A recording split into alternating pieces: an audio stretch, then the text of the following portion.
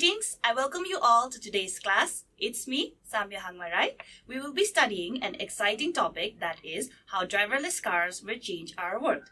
Let's begin the class now. Current affairs and issues. Today, we're going to deal with the reading one portion of the first chapter titled How Driverless Cars Will Change Our World. How Driverless Cars Will Change Our World by Jenny Cusack, published on 30th November 2021. It's a late night in the metro area of Phoenix, Arizona. Under the artificial glare of street lamps, a car can be seen slowly approaching. Active sensors on the vehicle radiate a low hum. A green and blue W glows from the windscreen, giving off just enough light to see inside, to a completely empty driver's seat. The wheel navigates the curb, parking as an arrival notification pings on the phone of the person waiting for it. When they open the door to climb inside, a voice greets them over the vehicle's sound system. "Good evening, this car is all yours," with no one up front, it says. This is a Waymo One robotaxi hailed just 10 minutes ago using an app. The open use of this service to the public, slowly expanding across the US, is one of the many developments signaling that driverless technology is truly becoming a part of our lives. The promise of driverless technology has long been enticing. It has the potential to transform our experience of commuting and long journeys, take people out of high-risk working environments, and streamline our industries. It's key to helping us build the cities of the future where our reliance and relationship with cars are redefined, lowering carbon emissions and paving the way for more sustainable ways of living. And it could make our travel safer. The World Health Organization estimates that more than 1.3 million people die each year as a result of road traffic crashes. We want safer roads and fewer fatalities. Automation ultimately could provide that, says Camilla Fowler, head of automated transport for the UK's Transport Research Laboratory, TRL. But in order for driverless technology to become mainstream, much still needs to change. Driverless vehicles should be a very calm and serene way of getting from A to B. But not every human driver around it will be behaving in that way, says David Hind, Chief Scientist for Safety and Investigations at TRL. It's got to be able to cope with human drivers speeding, for instance, or breaking the rules of the road. And that's not the only challenge. There's regulation, rethinking the highway code, public perception, improving the infrastructure of our streets, towns, cities, and the big question of ultimate liability for road accidents. The whole insurance industry is looking into how they're going to deal with that change from a person being responsible and in charge to the vehicle doing that, says Richard Jinks, Vice President of Commercial at Oxfordshire-based driverless vehicle software company Oxbotica, which has been testing its technology in cars and delivery vehicles at several locations across the UK and Europe. The ultimate vision experts are working towards is of completely driverless vehicles, both within industry, wider transport networks, and personal use cars that can be deployed and used anywhere and everywhere around the world. But with all these hurdles in place, what exactly does the next 10 years have in store for autonomous vehicles? 2 years from now.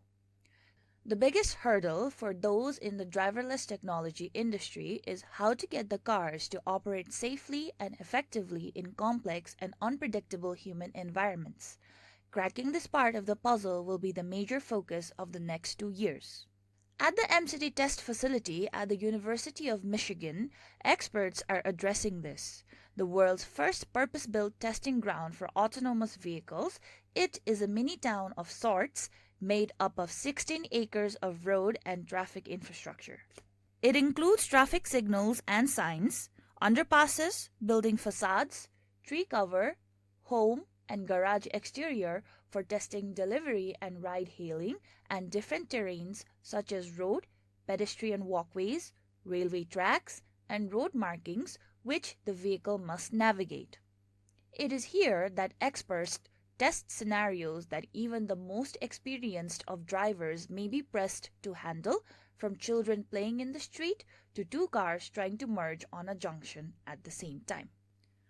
To summarize the chapter in short, the chapter talks about the use of driverless technology, the pros and cons of it, the pros being how it makes our travel safer, it is a more sustainable way of living, and there are lesser emission of carbons.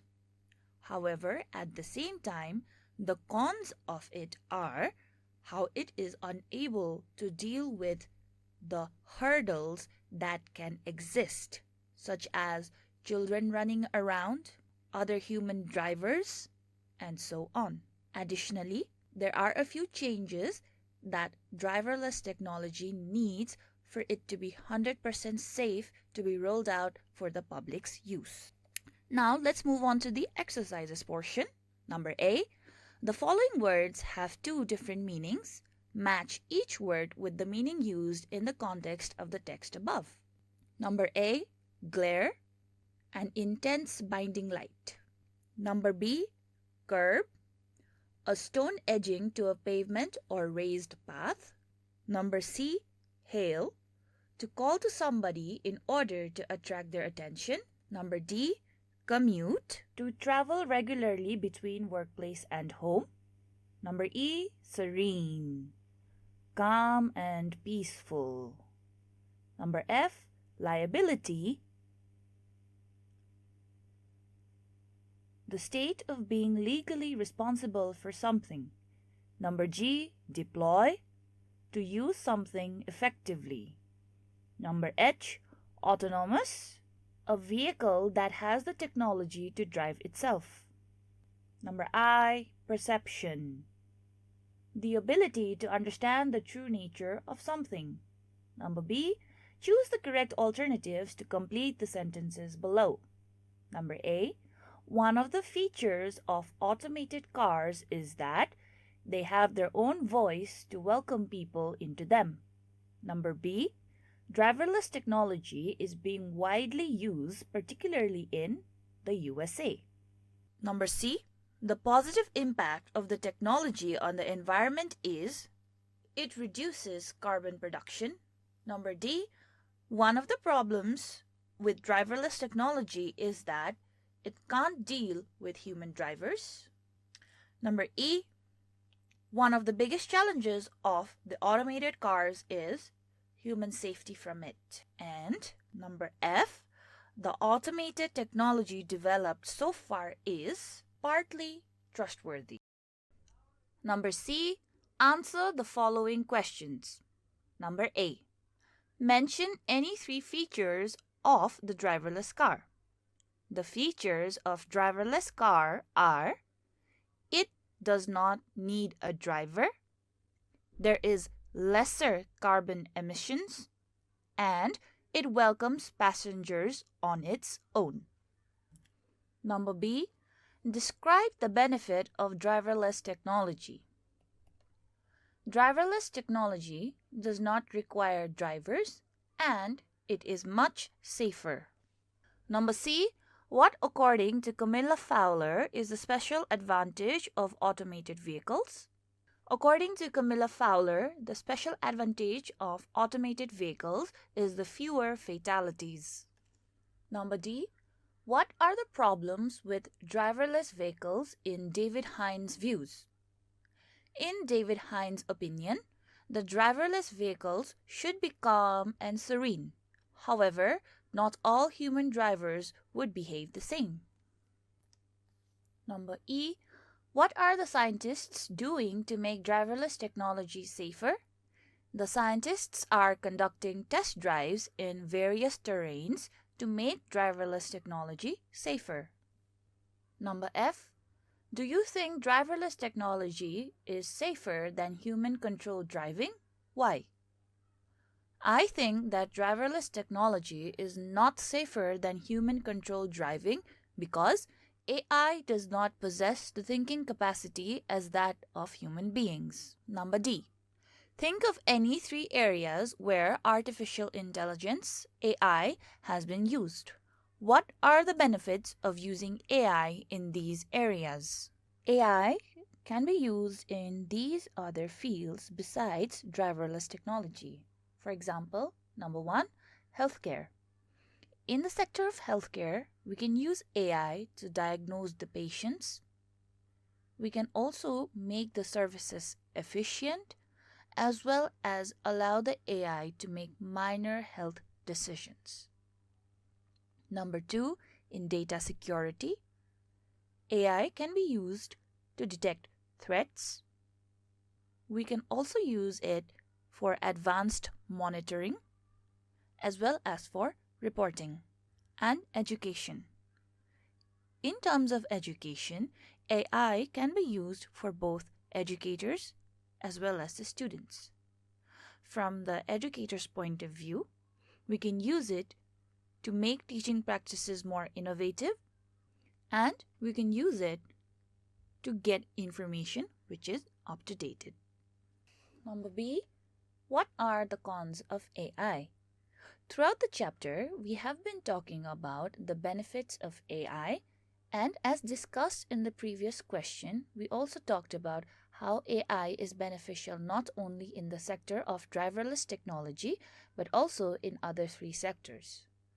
Just as how everything has its cons, AI also has its cons, such as in current context, the students have been using AI to do their homework. This depletes the students' creativity. This depletes the students' ability to think critically. The problem solving that homework enhances is now declining among the students. There are multiple videos as well as pictures which are generated by AI and being posted on social media, which can lead to misunderstandings. It can also be used to falsely accuse someone. And number C, how can students integrate AI into their studies? AI in itself is not a bad thing. It just depends on the user, whether they use it for beneficial things or whether they use it for wrongdoings. As students, it is your responsibility to make sure that you use it for good, that you use it for beneficial purposes. You can take AI as a reference, but you need to learn to rephrase or rewrite your answers in your own words so that your creative skills are not hampered. Besides these, how do you think that students can integrate AI into your studies? Besides only using it as a reference, what other benefits are there to using AI? Homework. Number D. Think of any three areas where artificial intelligence, AI, has been used. What are the benefits of using AI in these areas? How did your class go today? If you have any suggestions or feedback, feel free to reach out to us at learning@dearwalk.edu.np. See you in the next class with another lesson. Thank you.